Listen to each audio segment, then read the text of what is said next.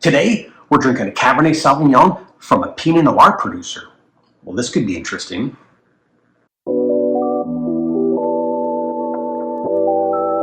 What's going on? It's Dublin. Come eat and drink with me.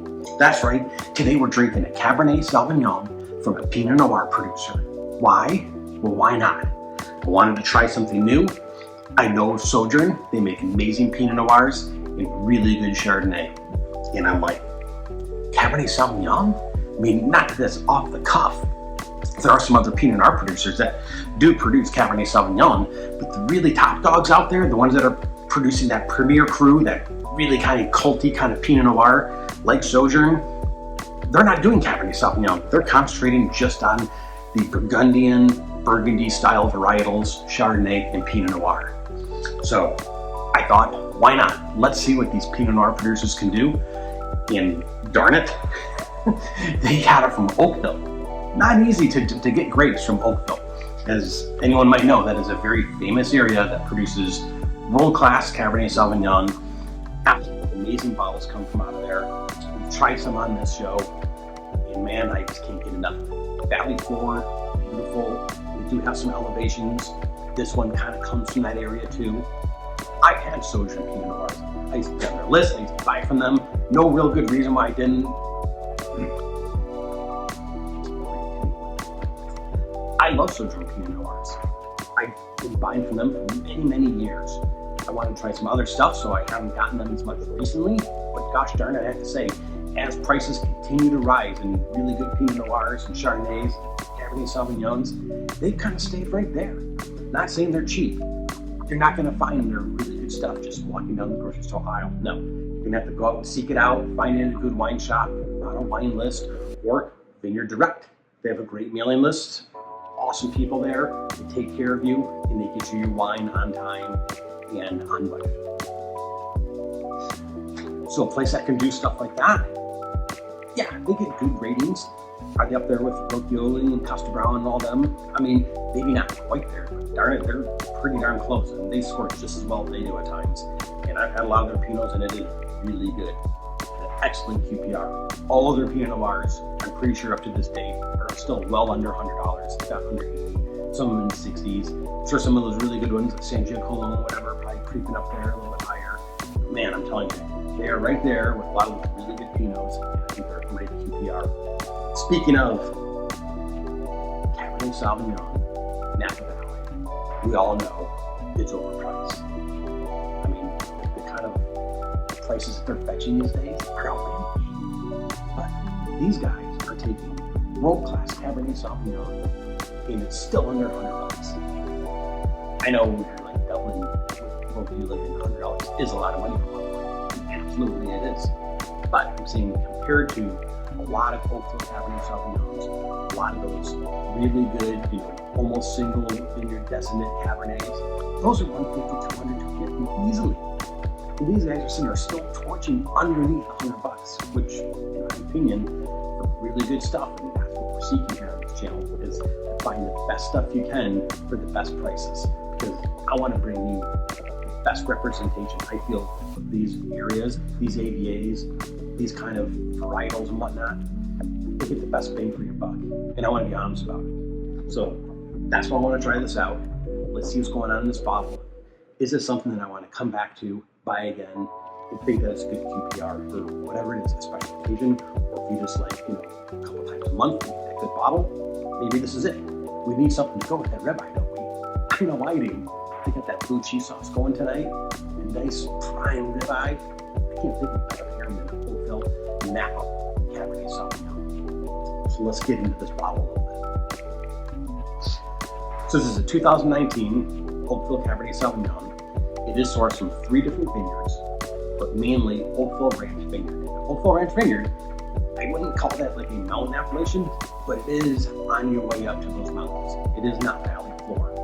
So all the little areas that are getting, the 3 vineyards that are getting these grapes from to create this wine, mainly Oakville Ranch, which is kind of near Bacchus and is kind of on your way up the mountains, overlooks the west side of Napa Valley. Really beautiful. Check out that picture. They have clay and awesome volcanic rock, which, as we know, produces amazing wine, especially Cabernet Sauvignon.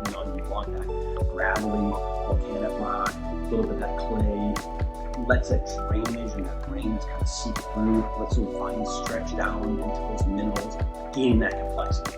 That's what we want. So this is 90% Cabernet, I mean basically 100% Cabernet.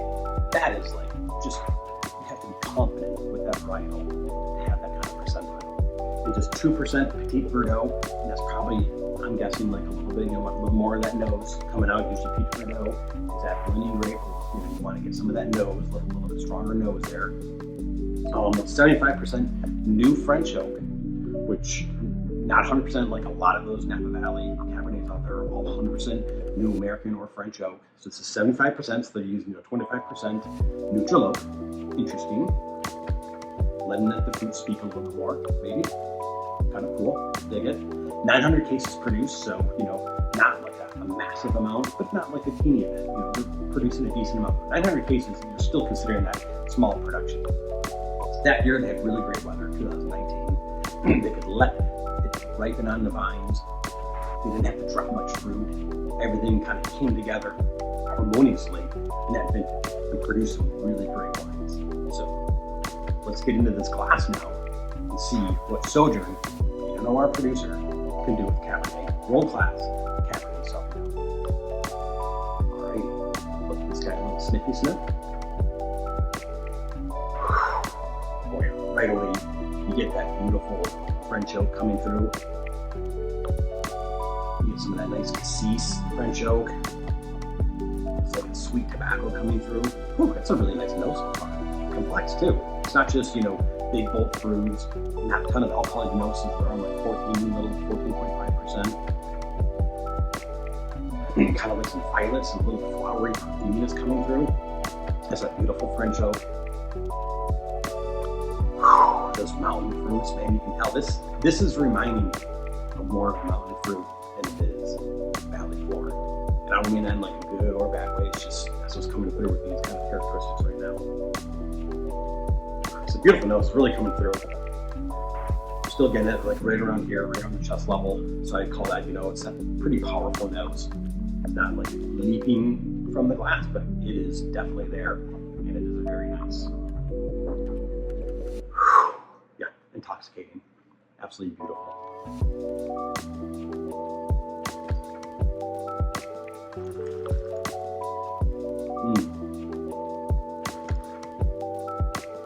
Definitely going along with the nose. Right away, you get a little bit of that oak, integrated very nicely, and then some beautiful lush kind of plummy, dark red fruits. Some of those like blue fruits, a little bit of blueberry coming through.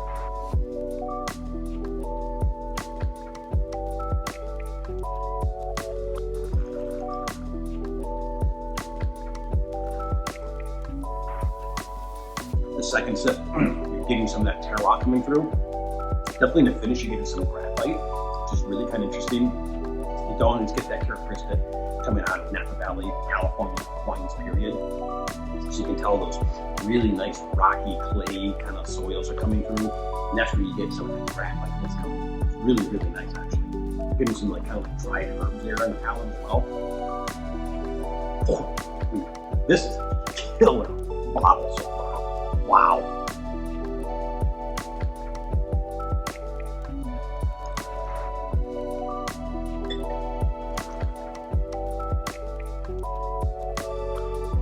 It's very unctuous.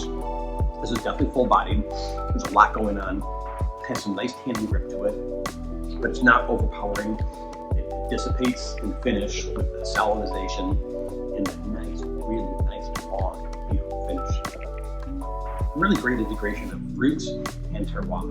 I'll tell you, it's not just totally extracted fruit bombiness at all going on here. This is really well crafted.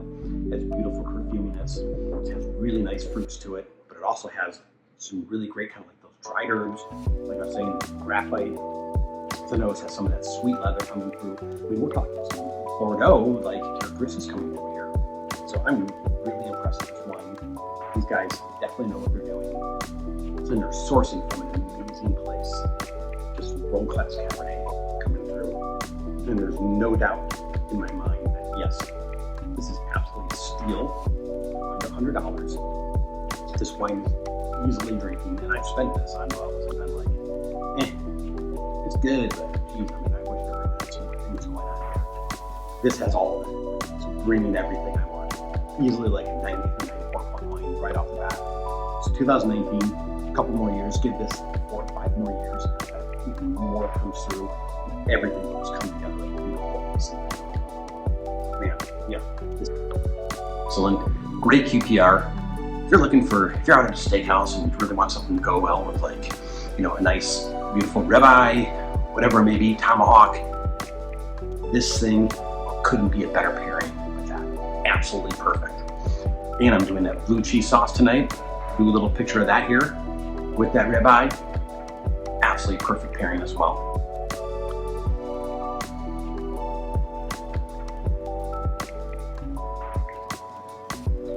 Well, I mean, all in all, I can't say enough good things about this wine. It really is truly a treat. I feel very fortunate to try this wine and to drink it tonight.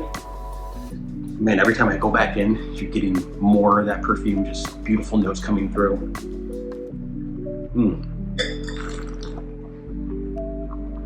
Yep, this is beautiful Cabernet. If you like big, unctuous Napa cabs, but have a lot of sophistication, and you have multiple things going on, it's not just fruit, but you have terroir coming through. You have everything that you want out of a good, well-made wine in a vineyard that's properly tended to. I mean, this has it all. So, can a Pinot Noir producer make a good Cabernet Sauvignon? Heck yeah, they can. They can crush it. And not just because it's crush season. They actually crushed it. This is delicious. I can't believe that people aren't scoring this higher. It did get, I think Suckling gave it like 93, 94-ish. I mean, so it's not like it's getting battered by any stretch. But geez, I mean, this should be getting more accolades than it is. And I hope that people watching this will get a little awareness of this, you know, these producers. Go out and try some of their Pinots and their Chardonnay because they're fantastic as well. But gosh darn it, get out there, get yourself a bottle. 2019 Oakville Cabernet Sauvignon from Sojourn Cellars. Because gosh darn it, you deserve it. Cheers, everyone.